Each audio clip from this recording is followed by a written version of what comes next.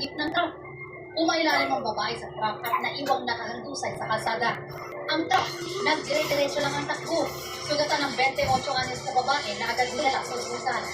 Batay sa investigasyon ng pulisya, pinagtripan umano ng grupo ng nabanggang babae ang driver ng jeep. Pinadahan na siya habang nakahintay sa kanyang sasakyan ko.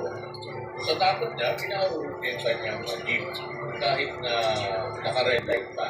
At ito namang biktima natin mahabol na makasakay doon sa jeep at makadama doon sa mga grupo niya.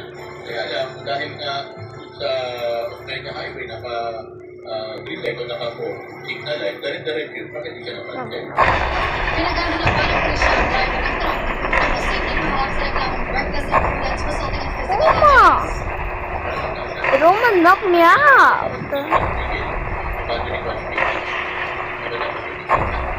Ang dalawang lalaking 18 anyos na kagrupo umano ng biktima, inireklamo rin ng jeepney driver. Sila ay sumakay. Ang reklamo naman The one. It looks like not my color. driver na at saka yung kasama.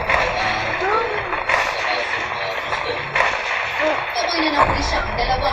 Ang uloy pa ang investigasyon sa insidente. Ako si Bea Penla, ang inyong saksi. Ibigyan po ng 2,000 piso cash assistance sa mga beneficiary report kasi pumantawid pamilya ng program at walang butong o walang butong program. Sa ilan po yan, ang tinanawin ng upfront assistance po na pinagtulong mo po markers. Pero nagtutuloy po sa gitna ng president sa Singing din from Gilly. I think Rosie Gordon. Na natukoy sa community-based assistant.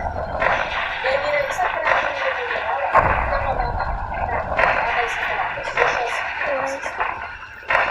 1.8 billion pesos sa Bro, it was Layunin ng uplift assistance na mapangalagaan ang kakayahan ng mga pamilyang Pilipino na matustusan ang kanilang pang-araw-araw na pangangailangan. Kasabay nito, pinalawak natin ang saklaw na tulong upang mas maraming Pilipino ang makinabang sa programa.